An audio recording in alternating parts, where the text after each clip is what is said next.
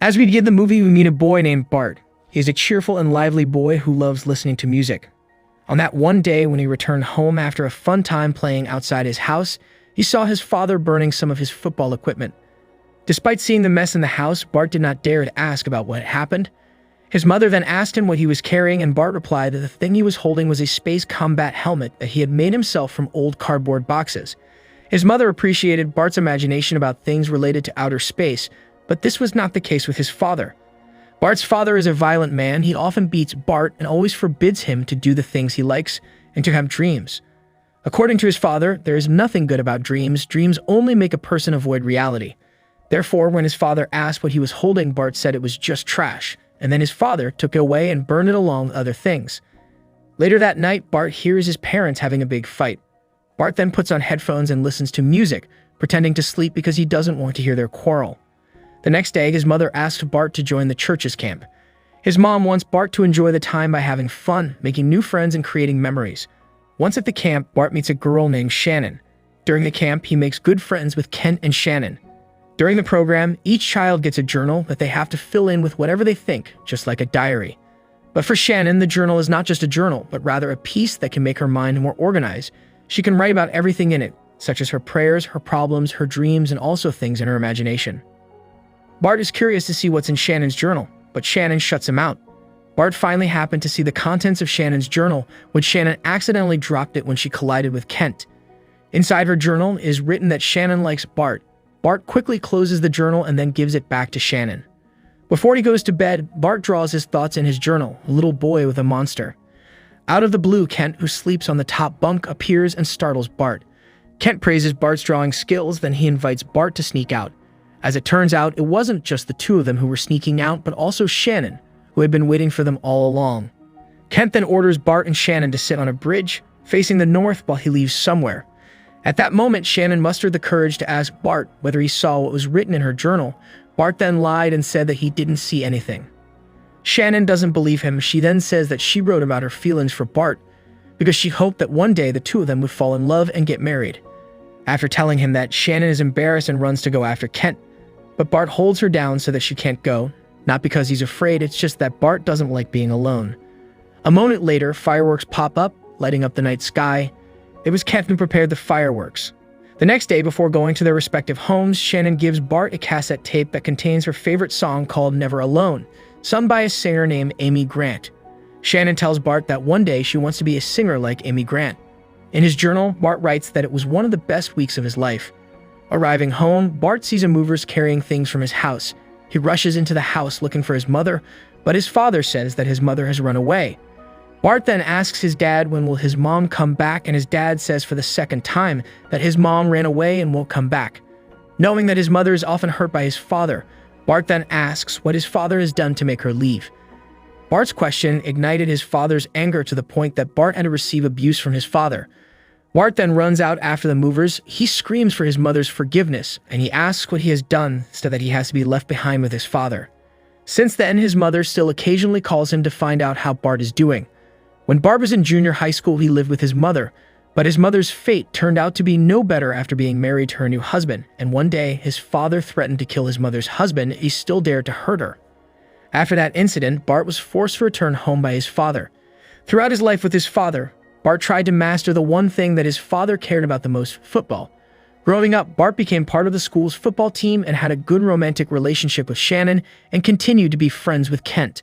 Despite all of this, his father is still abusive. One day at his home, Bart shared his football training with his father, and his father told him that, in the past, no one could knock him down in a match. His principle was if life hit him, he would hit back harder. His father also wanted Bart to have the same mindset as him, therefore, during a match, Bart forced himself to stand his ground to avoid falling when others from the opposing team attacked him.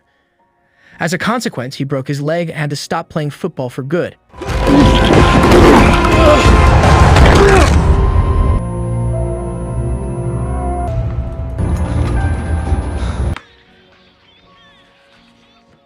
After being discharged from the hospital, Shannon and Kent help Bart enroll in other classes that he can take apart from football, and the only class that is still available is the Glee Club, and inevitably, Bart must enter the club. Glee Club is a singing club that often features choirs and musicals. Since he was young, Bart had been listening to music, but he had never actually sung. Therefore, the Glee Club coach made him the assistant technical director. While Bart was in the performance hall, he found a cassette player. He then tuned in and listened to the song using headphones. Unknowingly, Bart sang the song along, his unique voice booming throughout the hall. The club director was quite surprised to find out that it was Bart's voice. The next day, all the students in the school congratulate Bart. Seeing a confused Bart, Shannon takes him to the bulletin board. His name is written there as the lead in the fall musical drama that will be held at his school. Bart then goes to see the club director to say that he can't be the lead, not only because he never auditioned, but also because his leg hasn't fully healed yet. The club director then convinces Bart that he can definitely do it after all. The show is still 2 months away. That's enough time for him to recover. Bart keeps trying to refuse. He says he is Bart, a football player, and he can't sing. The club director then tells him that Bart has talent. If Bart does not want to join this musical drama, that he will certainly not be able to pass her class. And so the story goes, we arrive at the day of the musical. At first, Bart feels awkward singing on stage in front of a large audience, but over time he enjoys it more and more. He sang while acting out his role. No one expected Bart to have such amazing singing talent. At the same time, Bart's father saw a flyer for an opera performance that included Bart's name on it. All of a sudden, he experienced a severe abdominal pain that caused him to be rushed to the hospital. Upon examination, the doctor suspected Bart's father had cancer, but further tests were needed to confirm it. However, he refused to undergo any tests. After the play is over, Bart, accompanied by Shannon, goes to the hospital to see his father. His father won't tell Bart what the doctor actually said about his illness. He only said that his blood sugar was low. At that moment, for the first time, Shannon is introduced as his girlfriend to his father. Bart wants to take his father home because he is worried about him, but his father says that he is fine on his own. Before leaving, his father makes a small mention of the play, telling Shannon that he never knew that Bart could sing. Shannon then tells him that Bart has very good singing skills. Bart then apologizes to his father because he didn't invite him. He thought he might not want to come to see him on stage. Not wanting to carry on talking about it, Bart's father said they would discuss it later when they got home. Bart is angry and disappointed because whatever he has done since he was a child has never been appreciated by his father. Once his father left, Bart then went to attend his clubmate's party without even bothering that he needed to see a doctor to find out his father's medical condition. One Sunday morning, Bart is all set in his suit because today he is going to sing in church. His father tells Bart to have breakfast before he leaves. As Bart begins to enjoy his meal, his father smiles as he looks at the front page of the newspaper, reporting on Bart's performance in the play. His father then makes a joke about the clothes Bart wore in the performance. Bart, who never felt appreciated, instantly gets angry when he hears he is only considered a joke. He then asks his father what's so funny. If he really wanted to sing, it was because he felt he really had the ability to sing. His father then states that Bart needs to find something that he is really good at so that he can earn a living properly. Bart then asks, how does he know what he can do if he himself has never heard him sing? And again, his father can't be outdone and replies to Bart's words by saying that all he has heard from him so far is whining and crying. Bart gets so annoyed at his father, he then tells him the radio frequency where he can hear him sing in church. Their fight that morning continued until Bart's father could no longer hold back his anger. He smashed the plate filled with food on Bart's head. Bart then attempts to stop his father's madness because he is fed up with his behavior. With his head still bleeding, Bart walks into the church and Shannon is very worried when she sees how he's doing. But Bart is a very secretive person, especially about any problems he is facing. He tells Shannon that he's fine. Shannon desperately wants to help him, but she doesn't know where to start because she sees that both Bart and his father wear masks to cover up their personal lives. At school, Shannon says that she has always loved Bart and begs him not to leave her. In an emotional state, Bart says that he never really loved her. When he graduates, he will leave her. Bart's words certainly hurt Shannon, and indeed, after graduating from school, Bart decided to leave his house and also Shannon. 6 months have passed and Bart is now living in Oklahoma. While he was working, he heard about a band who were preparing to perform that day, needing a vocalist. Bart then offers himself to be the vocalist in the band. From then on, Bart joined the band called mshorror. Using a minibus, mshorror toured around, taking as many jobs as they could. At one of the venues where they were scheduled to perform, Brickell, the manager of Audio Adrenaline, was there to watch mshorror perform after Bart sent him some letters about the band. After the performance, Bart approaches Brickell. Brickell's first impression of Bart was that he was a man who talked too much. Regarding mshorror's performance, Brickell felt it was not enough to convince him to become mshorror's manager. He said Bart does have talent and potential, but he has yet to find his own song. Brickell praised Bart's last performance when he performed a gospel song. He saw that Bart had soul in it. Unfortunately, That kind of song is not the type of song Mshorror usually performs. Brickell hopes Bart can write a song like the one he performed in his last performance. Not wanting to waste the opportunity, Bart then invites Brickell to come with him to Texas for the next show in their minibus. As odd as it may seem, Brickell accepted the offer. Before leaving for Texas, Bart, with the support of his friends, invited Shannon to join his band on tour. They then went to Shannon's house, but Shannon declined his invitation. Apparently, that's not what Shannon expected from Bart's arrival. Shannon tells Bart that she wishes him the best every day. Since Bart left her, she always hopes that Bart can find whatever he's looking for in the world out there. Bart and his band then start traveling to Texas, and every time they make a stop for a break, Bart and his friends prepare a new song to attract Brickell's attention. Their efforts finally paid off. Brickell was finally willing to give Mshorror a chance to do a bigger show, and Brickell said that he would invite some people from the record label to watch them perform. While his relations with Shannon were not good, Bart still often contacted her and left messages for her. On the day of the long-awaited show before going on stage, Brickell introduced Bart to some of the famous legendary singers of the time. Well, as the story goes, after the show, the Mshorror personnel gather around, waiting for the outcome of the discussion between Brickell, as their representative, and the people of the record label. Unfortunately, Bart is not one to wait patiently, so he goes to Brickell, who is in the middle of a discussion with the record label people. Bart says he wants to hear directly from the label's people about their performance, hoping that the results would be good, but in fact, Mshorror was considered still not good enough to be able to sell records. Bart seemed unable to accept the decision. He then told them all that Mshorror had successfully performed 7 well-attended shows and had been selling their own albums for years. One of the label people then asked Bart to accept the reality of his band's inability to get signed to a record label. When Bart heard those words, the image of his father, who always asked him to grasp reality instead of chasing stupid dreams, appeared in his head. Bart was angry. He thought people didn't understand and didn't appreciate the hard work he and his friends had put in. The person from the label then explains to Bart that they have worked with many bands that can recognize which band will succeed and which one will fail. Bart again shows his disagreement with the other guy's opinion. According to him, how can people say they won't succeed when they don't know them? Shortly afterwards, Bart goes back to his friends who are waiting for him, and at that very moment, Bart decides to quit Mshorror. Brickell walks up to Bart, who is alone. He asks, is Bart sure he's going to quit after all the effort he's put in? Bart then answers that he is tired and has nothing left. Brickell then describes how Bart looks on stage. According to him, sometimes Bart seemed like he was singing someone else's music, even though it was his own song. But there was one moment where he saw something authentic from Bart. But when it appeared, Bart looked scared, and it then just disappeared. Brickell then asks what Bart is trying to hide, what he's running from. And Bart tells him that he's running from his father.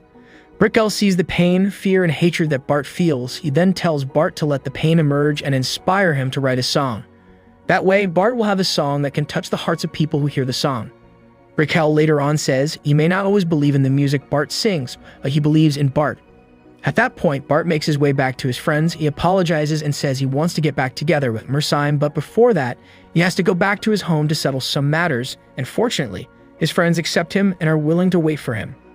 When he returned home, Bart was surprised to see that his father's demeanor had changed from what he used to be.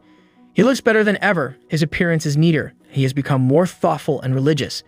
His father tells him that he has listened to some preachers on the radio and read the Bible, and although there are many things he doesn't understand, God has answered his prayers for him to see Bart again. Not only that, his father was also trying to fix his Jeep, hoping to drive it with Bart someday. Up to that point, Bart is still confused by his father's drastic change. Actually, during the time Bart left home, his father always sent him letters, but Bart always threw them away without even reading them. Apparently, the big change that happened to his father was based on his father's desire to have memories and improve his relationship with Bart. However, Bart still finds it difficult to accept these changes, considering that his father has given him bad memories for most of his life. Bart later says that his father's change into a good person and acting as if nothing ever happened won't work to improve their situation. His father then asks Bart what he should do. He wants to try it. Bart then tells him that God can forgive you, but he can't. As his father used to tell him to stop dreaming, Bart asks him to stop dreaming about having a good relationship with him. Bart then walks out of his house and is getting ready to leave his father, but just as he is about to leave, he accidentally discovers his father's diagnosis that he has terminal pancreatic cancer. Bart returns home and sees his father destroying the Jeep that his father has been trying to fix. Seeing his father suffering, Bart is finally moved to give his father a second chance. Bart flips back to the journal of the camp he attended when he was young. He remembers the words of a pastor who at that time told all camp participants to write a line that reads, "Lord, tonight I choose to forgive." Back then, Bart didn't know who he should forgive, but this time he confidently wrote that his father was the person he wanted to forgive. At that moment, the pastor said, "It is difficult to forgive people who have given us many deep wounds in our lives, but if we have been forgiven by God, then God will give us the strength to forgive others." From then on, their relationship improved. Every day they spent time sharing stories with each other. Bart's father regrets his absence at every important moment, such as on the day of Bart's graduation. When his father found out that Bart was no longer in contact with Shannon, he told Bart to get Shannon back. He believed that Bart and Shannon were destined to be together. After spending a long time fixing his father's Jeep, Bart finally managed to fix the car. The two of them then drove around in the Jeep. Time passes and his father's condition begins to deteriorate. Upon arriving at the hospital, his father tells Bart that since Bart left, he loves to listen to Bart sing in church on his radio. He listens to every word Bart says, and after the singing is finished, he will continue to listen to the preachers. For him, Bart's singing has saved him and helped him to change. His father then explained why he had always told Bart not to have dreams. So far, his dreams had never come true, but he realized that Bart was not like him. Bart had real talent and he was proud of what Bart was doing. Bart's father then gave Bart his savings and life insurance. He wanted Bart to use the money to pursue his career. After some time, Bart's father passed away. Bart resumes his adventure with mshorror and brings along all the journals he had back when he was a kid. One thing he discovered was that he had written the word imagine and the phrase "I can only imagine" on most of his journal pages. That's when Bart got the inspiration to make a song with the title "I Can Only Imagine," a song he made for his father. Bart later sends the song to Brickell and the song manages to make Brickell can't stop listening to it. After much consideration, the song was planned to be sung by Amy Grant. Bart wants his song to be heard by many people. Prior to singing his song, Bart told Amy Grant about his life. He told her that since he was young, he always thought of his father as a monster, but he clearly saw that God was able to turn the person he hated the most into the person he wanted to be his best friend ever. Afterward, Bart told Shannon about his new song through a voicemail. He also apologized to her for hurting her. Upon hearing Bart apologize, Shannon immediately picked up the phone, but unfortunately, Bart had hung up. The song "I Can Only Imagine" will be performed for the first time at Amy Grant's comeback showcase. Bart left a message for Amy Grant to tell everyone that he made the song for his father. Out of the blue, after introducing Bart as the songwriter, Amy Grant instead asked Bart to sing the song himself. Bart, come on up. And I want him to be the one to sing it for y'all tonight. Only imagine, forever worship you.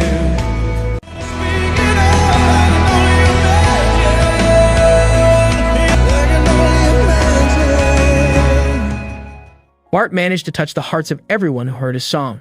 At the end of the song, Bart earns an enthusiastic ovation from the audiences, and he saw the glimpse of his father there, smiling at him proudly.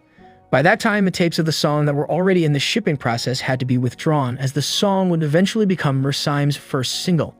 As soon as it was played to the public, the song managed to become the most heard song on various music platforms and was requested on almost all radio broadcast shows. After singing the song, Bart saw Shannon among the hundreds of audience members who came. He then immediately ran over to her. At the end of the movie, the epilogue tells us that Bart proposed to Shannon at Camp Glorietta, and they were married on November 8, 1997. The week Bart received his last check from his father, "I Can Only Imagine" became the #1 Christian song in America. It is now the best-selling, most-played Christian single of all time. Scott Brickell manages mshorror to this day. He named his home property as Imagine Acres. Bart and his mom have grown closer over the years. Today, she's her son's biggest fan. mshorror has gone on to record 21 #1 hit songs and counting. On February 2, 2017, Bart had a chance to share his story with the president, vice president, members of the House and Congress, and world leaders.